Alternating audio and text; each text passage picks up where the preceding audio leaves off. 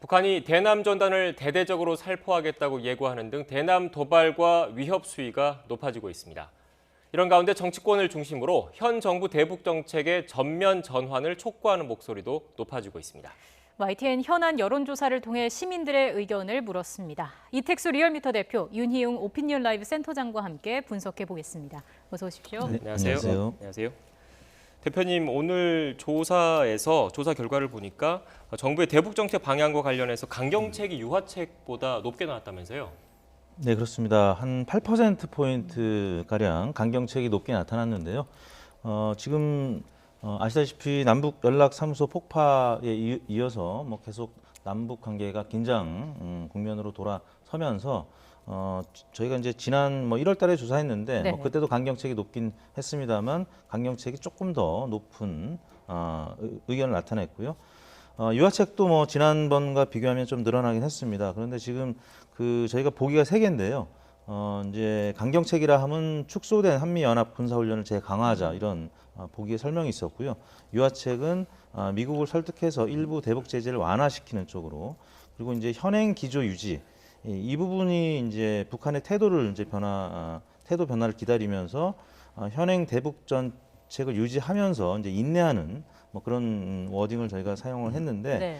지금 현행 대북 정책을 유지하면서 이제 북한의 태도를 변화시키는 그런 가능성이 이제 점차 줄어들고 있지 않습니까? 더욱이 또 미국에서는 이제 볼턴 안보보좌관이 이제 트럼프하고 이제 회고록 문제 때문에 갈등을 일으키고 있고, 트럼프 대통령이 조금 즉흥적인, 물론 이제 그게 다 사실일지는 이제 확인이 필요한 내용이긴 합니다만, 예. 지금 미국에서는 이제 재선 문제 때문에 트럼프 대통령이 할 수 있는 여지가 이제 크지 않고, 결국에는 남한과 북한 당사자 간에 이제 해결이 되어야 할 그런 부분이 좀 강조되면서 강경책, 유화책 모두 증가한 것으로 나타났습니다. 예, 강경책과 유화책 수치가 모두 5개월 전에 비해서 상승을 했는데 북한의 도발로 인해서 의견이 좀 양립하는 구도라고 볼 수 있겠습니까? 예, 일단 강경 기조로 가야 된다라고 하는 강경책을 선호하는 것들, 어쨌든 보수적 성향이 있으신 분들이 주로 이제 응답을 하는 것이고, 그래서 현 정부의 대북 정책 이 흐름에 대해서 이제 반대하는 모양새를 이제 강경책에 응답을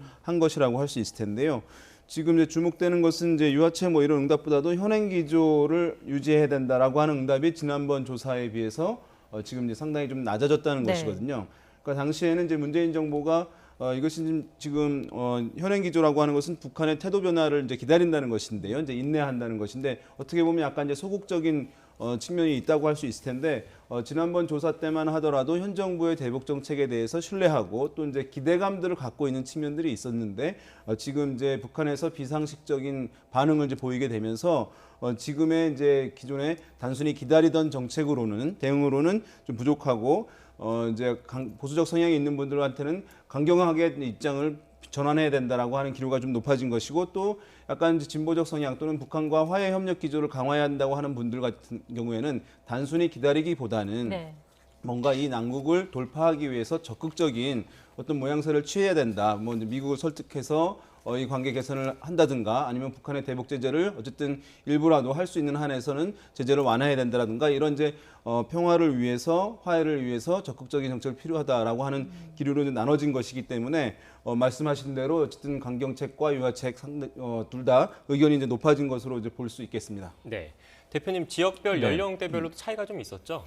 그렇습니다. 이제 보수 성향을 나타내는 PK 지역이라든지 대구 경북 또 충청권에서는 강경책이 더 많아졌습니다. 그리고 광주 전라 등 진보 성향이 강한 지역에서는 유화책이 늘어났고요.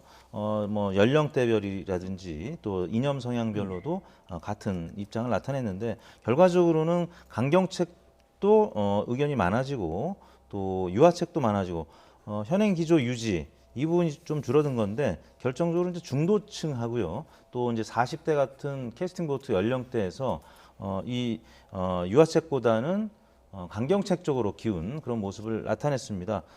역시 이제 북한의 이제 강경 모드에 따라서 이 한국의 여론도 이제 변한 것인데, 그 중심에는 중도층과 40대 이런 캐스팅 보트 게스트 연령대 또 지역에서 좀 영향을 받은 것으로 나타났습니다. 예.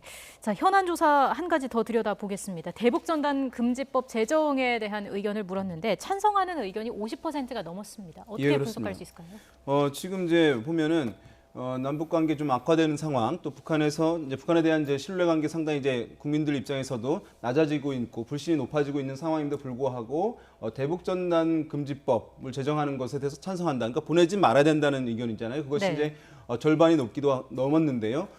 또 어떤 조사에서는 또 60% 가까이 나오는 조사들도 이제 있습니다. 그러니까 이것은 대북 전단과 관련해 가지고 여러 가지 논리들이 있습니다. 이제 찬성하는 기류의 입장도 있고 반대하는 기류의 이제 입장도 있는데 만약에 찬성하는 대북 전단을 보내야 된다고 하는 쪽에서는 이제 북한의 실상을 알리고 그다음에 북한의 인권이라든가 민주화를 위해서 이거 보내는 것이 타당하다, 필요하다라고 하는 나름의 논리가 있는 것이거든요. 그런데 이제 반대하는 논리, 그러니까 지금 이 조사에서는 대북 전단 금지법 제정을 찬성하는 입장이죠. 여기서는 지금 이것을 대북 전단을 보내게 되면 남북 관계가 더욱 악화되고 그다음에 접경 지역에 있는 주민들이 위험에 처할 수 있다고 하는 논리예요. 그러니까 그런데 이제 우리나라 국민들이 여러 가지 이제 대북 상황에 대해서는 성향에 따라서 다르게 평가할 수 있지만 네. 이 사안에 대해서는 접경 지역에 있는 우리 국민들의 생명과 안전을 지키는 것이 더욱더 상위에 있는 가치이기 때문에 지금 최근에 남북 관계가 악화되고 북한에 대한 부정적 인식이 높아졌음에도 불구하고 대북 전단을 보내는 것을 금지하는 법을 제정하는 것이 필요하다. 그래서 대북 전단을 보내는 것은 하지 말아야 된다. 지금 상황에서는라고 하는 대중적 공감도가 일정 부분 형성되어 있는 것으로 분석이 됩니다. 네, 앞서 잠깐 그래픽을 보여드렸는데 지난 10일 진행한 조사와 19일 진행한 조사가 있거든요. 네. 네. 지금 보시면 알겠지만 지난 10일 조사와 19일 조사 결과입니다. 보시는 것처럼 찬성은 늘었고 반대는 줄었는데 결론적으로 앞서 말씀하신 네, 그 연장선상에 있다고 볼 수 있겠죠. 네, 그렇습니다. 대표님 그러면 이런 여론의 흐름은 지금 포착이 되고 있는데 세부적으로 민주당과 통합당 이런 지지층별로도 좀 차이가 좀 있는 것 같습니다. 어떻습니까?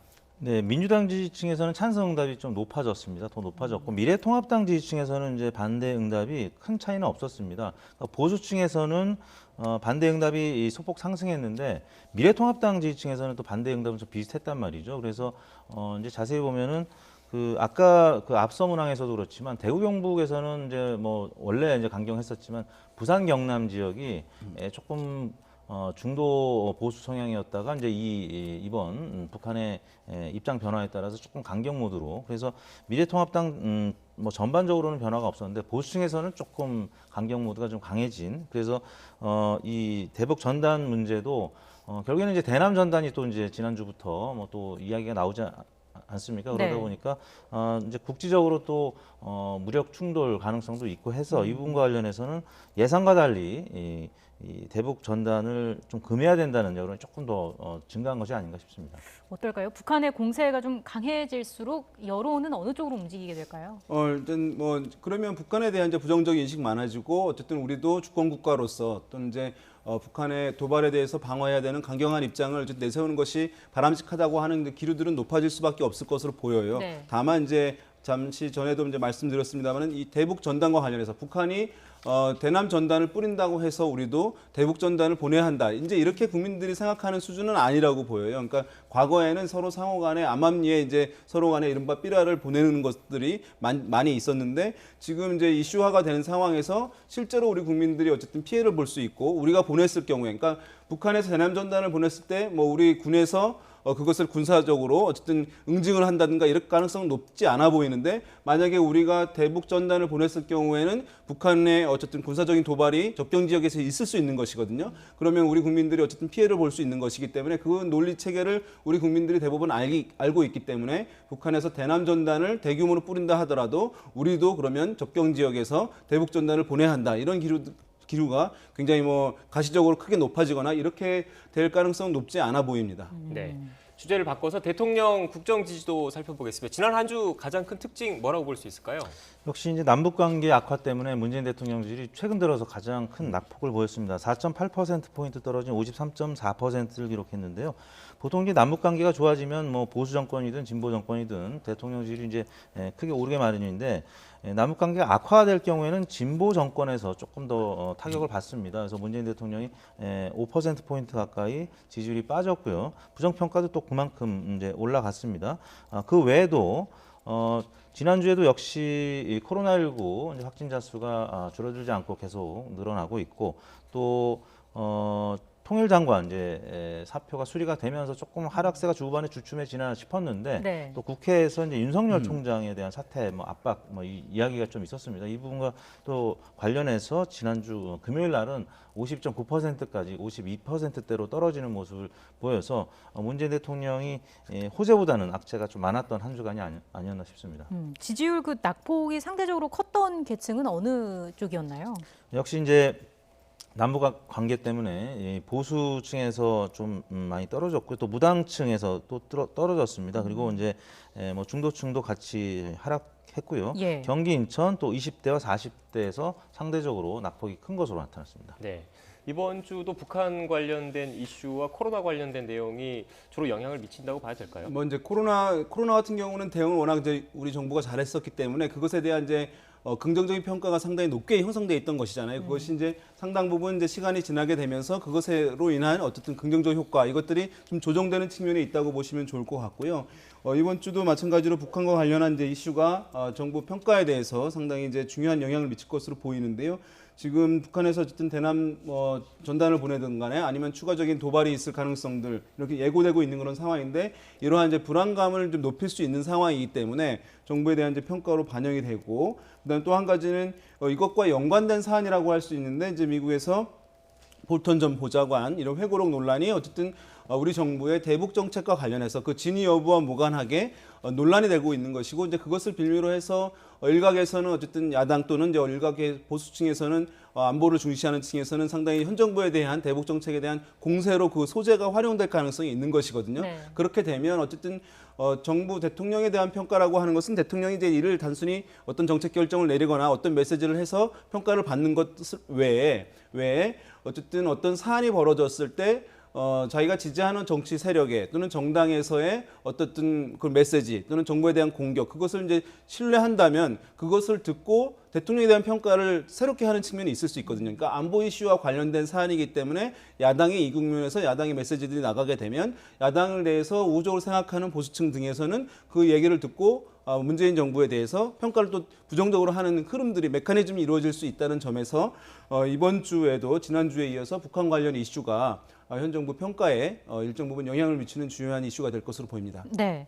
자, 정당 지지율도 보겠습니다. 어떤 변화가 있었나요? 네, 민주당 지지율이 떨어지고 미래통합당 지지율이 좀 올라갔습니다. 예. 민주당은 이제 남북관계 악화의 영향을 받았고요. 또 하나는 이제 원구성 문제. 지금 뭐 한편으로는 이제 18개 상임위원장을 다 가져간다는 뭐 그런 입장 때문에 좀 반발 심리가 있을 수도 있겠는데 네. 또 고정 지지층에서는 왜 빨리 그 위원장직을 다 가져가지 않느냐 이런 집토끼들의 또 반발도 있는 것도 사실입니다. 그렇기 때문에 민주당은 이제 지난주에 지지율이 좀 약세를 보였고요. 미래통합당 같은 경우는 이제 남북 변수 외에도 아까 말씀드린 검찰총장에 대한 사퇴 압박, 그러니까 이제 원구성에 대해서 이제 18개 상임위원장을 다 빼앗기느냐, 또 거기에다가 또 검찰총장 사퇴 압박까지 이제 이어지면서 일종의 이제 밴드웨건 효과의 반대 효과인 언더독 효과라든지 아니면은 또 반사익적인 측면 때문에 미래통합당 지지율이 모처럼 또 올랐습니다. 그래서 30%에 근접한 수치를 보이고 있는데 네. 주호영 원내대표가 과연 이제 이번 주에 이제 다시 국회 복귀하게 되면 30%를 넘을 수 있을지 여부가 이제 큰 관심의 대상이 되고 있고요. 나머지 뭐 열린민주당이라든지 정의당, 진보정당이 이제 남북관계 악화 때문에 전반적인 약세를 보였고요. 국민의당은 뭐 소폭입니다만 상승을 했고 무당층이 이번 주에 좀 14.6%로 2.8%포인트 늘어난 점이 눈에 띄는 대목이라고 할 수 있겠습니다. 네. 예. 앞서 무당층 말씀하셨는데 무당층이 올해 최고치라고 그러더라고요. 이유가 네. 뭡니까? 그러니까 뭐 무당층 같은 경우에는 이제 나는 어느 정당도 지지하지 않는다, 지지하는 정당이 없다고 하는 사람들이잖아요. 그러니까 선거 기간 전후에 같은 경우에는 어쨌든 정치적인 이슈가 상당히 고조되는 것이고 관심도 높아지는 것이기 때문에 모든 정당들의 정당 지지율이 올라갑니다. 그러니까 선거가 끝나게 되고 선거 효과가 이제 없어지게 되는 즈음 가게 되면 그런 이제 무당층이 올라가는 현상들 보이고 있거든요. 그래서 그 현상이라고 하나 할 수 있겠고 지금 이제 선거 전과 다르게 군소 정당들이 존재감들을 보이지 못한 측면들이 있습니다. 총선 성적표도 상당히 좋지 못하고 그래서 과거에 어쨌든 야당 중에서도 군소 정당들을 지지하던 그런 층들이 오히려 이제 무당층으로 이제 옮겨가는 그런 현상들이 있겠고요. 지금 어쨌든 말씀하신 대로 여당 민주당 지지율이 이제 약간 소폭 하락하게 되면서 여당 지지층이 이런 안보 국면에서 또는 이제 정치적인 논란이 있는 그런 상황에서 잠시 지지를 유보하면서 무당층으로 올라간 효과 이런 것들이 합쳐지게 되면서 무당층이 이전에 비해서 다소 올라가는 모양새를 보이고 있는 것 같습니다. 네, 그리고 앞서 이 대표님께서 주호영 원내대표가 복귀할 경우에 통합당 지지율이 30%를 넘길 수 있을지 관심이다라고 말씀을 해주셨는데 민심 어떻게 움직일까요? 일단은 뭐 우리나라 죄송합니다. 국민들이 이제 뭐 합의된 정신이 있는 것 같아요. 뭐냐 하면 학생은 학교에 가야 되고 국회의원들은 국회에 가서 일을 해야 된다라고 하는 것들이 있는데요. 지금 어쨌든 야당이 국회에 복귀해서 어쨌든 대여 투쟁을 국회 안에서 하게 된다고 한다면 아마 지지층들이 지지 표출이 제약돼 있던 것들이 다소간 좀 열리게 되면서 소폭 상승하는 효과는 있을 가능성이 있어 보입니다. 대표님께서는 어떻게 생각하십니까? 그 복귀의 시점이 조금 고민스러울 것 같아요. 민주당이 만약에 18기 상임위원장을 다 독식한 다음에 그 다음에 이제 그 복귀하는 것과 아니 복귀한 다음에 이제 18개 상임위원장직을 민주당이 다 가져가는 것 이게 참 순서상 어떤 것이 좋을지 고민스러울 것 같은데요. 민주당으로서는 민주당대로 이제 조호영 원내대표가 오게 되면 또 협상을 해야 될 텐데 뭐 양측 모두 좀 고민스러운 한 주간이 아닐까 뭐 예상이 되고 있습니다. 네, 알겠습니다. 지금까지 이택수 리얼미터 대표, 윤희용 오피니언 라이브 센터장과 함께 이야기 나눴습니다. 오늘 말씀 고맙습니다. 고맙습니다.